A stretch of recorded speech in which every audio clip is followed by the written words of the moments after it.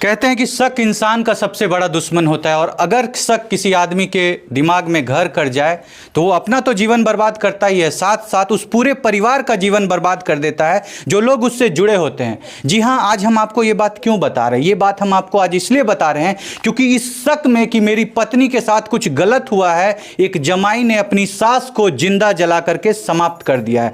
आप सोचिए कि कैसे कोई इंसान किसी दूसरे इंसान को जिंदा सकता है, क्योंकि उसकी पत्नी को वो लगातार मारता पीटता था, उसके साथ दुराचार करता था, अन्याय करता था, उसको खाने को नहीं देता था। इसलिए उसकी पत्नी यहाँ से कहीं दूर पंजाब बिस्किट फैक्ट्री में काम करने जाती है। लेकिन वो नकारा निकम्मा व्यक्ति, अब उसको पैसे नहीं मिल पा रहे थे क्योंकि उसकी पत्नी यहाँ नहीं रह रही थी, उसको कोई पैसा नहीं दे रहा था। इसलिए वो उसके सास के घर जाता है और कहता है कि तुम मुझे पैसे दो, पैसे नहीं दे पाओगी तो ज़मीन दो, और अगर ज़मीन नहीं दोगी तो हम तुमको समाप्त कर देंगे। और ऐसा कहते हुए वहाँ पे मौजूद बहुत सारे लोगों ने सुना है।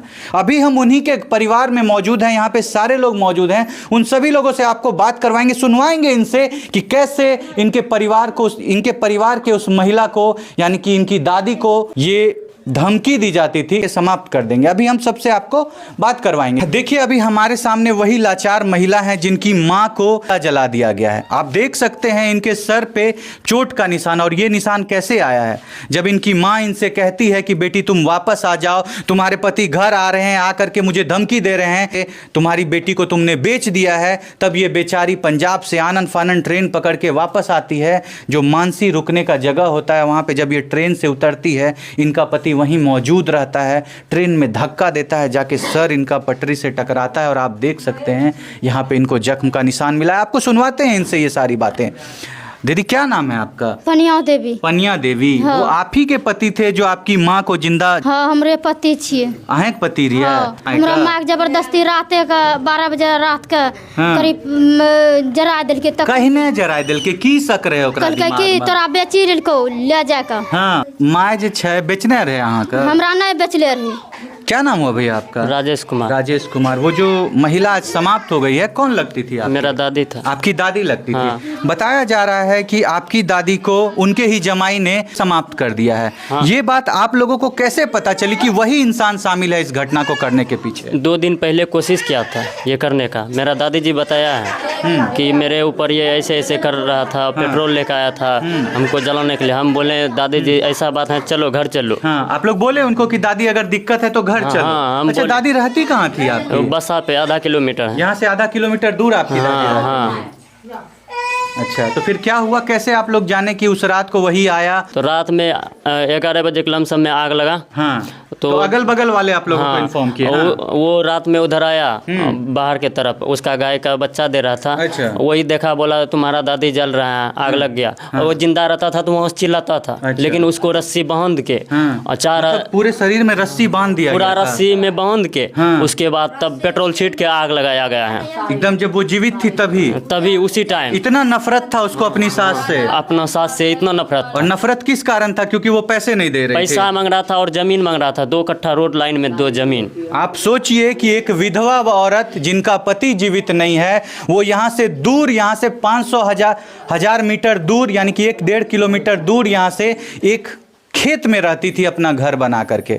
आप सोच करके देखिए कि वो औरत कैसे वो ज़मीन किसी दूसरे को दे देगी जिसको खुद खाने का कोई सहारा नहीं है। वहाँ पे कुछ बकरियों का पालन करके, किसी तरह खेती करके वो महिला अपना जीवन जी रही थी। और उनका अपनी बेटी का जीवन संवारने के लिए अपनी बेटी का वो दूसरा विवाह करती है कि मेरी बेटी ठीक रहेगी। और उनकी बेटी क्या ठीक रहेगी, आज वो दोबारा विधवा हो गई है, उनके जीवन को समाप्त कर दिया गया है। उनके पोते को लेकर के वो आदमी फरार हो गया है। और आप सोचिए कि उसको क्या दया रहेगी उस आदमी के, उस लड़के के लिए जिसका वो पिता भी नहीं है। अभी हम लोगों को उस लड़के की काफ़ी चिंता है। हम पुलिस प्रशासन से ये अनुरोध करते हैं, ये निवेदन करते हैं कि यथाशीघ्र जल्द से जल्द उस लड़के को खोजने की कोशिश की जाए और उस लड़के को इन लोगों को सुपुर्द किया जाए। तो आप क्या सज़ा चाहते हैं सर उस इंसान के लिए जिसने ऐसी घटना की, इतनी दरिंदगी की? उसका हम ये सजा चाहते हैं, उसको ख़त्म कर दिया जाए, उसको समाप्त कर दिया वो जाए। नहीं तो दोबारा फिर से आकर के आप लोगों को भी हाँ। नुकसान पहुंचा सकता है। हाँ। आप लोगों को भी धमकी दी जा रही है। मेरा फुआ को धमकी दिया था, बोल रहा था तुमको भी मार, ऐसा बोल रहा था? ऐसा बोल रहा था, धमकी दिया गया है। सुनते हैं आपकी फुआ को बहुत मारा पीटा जाता बहुत था। मार पीट किया है, बहुत मारता धक्का पीटा मार था। के गांव से निकाल दिया था। बोल रहा था जमीन दो तभी हम रखेंगे, नहीं तो नहीं तो रखेंगे। फिर उसके बाद उसको ये क्यों बोल रहा था उनकी माँ को कि तुम बेच दी है, मेरी बीबी को भगा दी है, मेरी बीबी को किसी को तुम बेच दी है, ऐसा क्यों कह रहा था? वो अपना मन से ऐसे बहाना। क्या बोलना चाहेंगे सर? वो अपना मन से बहुत बहाना बना करके जो है वो ये सब ऐसा बोलता वैसा था। बात पैसे का लोभ था उसको, नहीं? हाँ। पैसा चाहता था आप लोगों से। आपकी नहीं, कौन- मेरी क्या दादी से। आपकी दादी थी वो जो महिला समाप्त हो गई थी? हाँ। अच्छा, बताया जा रहा है कि रात के अंधेरे में जब वहाँ कोई व्यक्ति मौजूद नहीं था तब उनको मतलब उस झोपड़ी को पूरा आग लगा दिया गया, जिसके अंदर कुछ जानवर वगैरह भी मौजूद थे।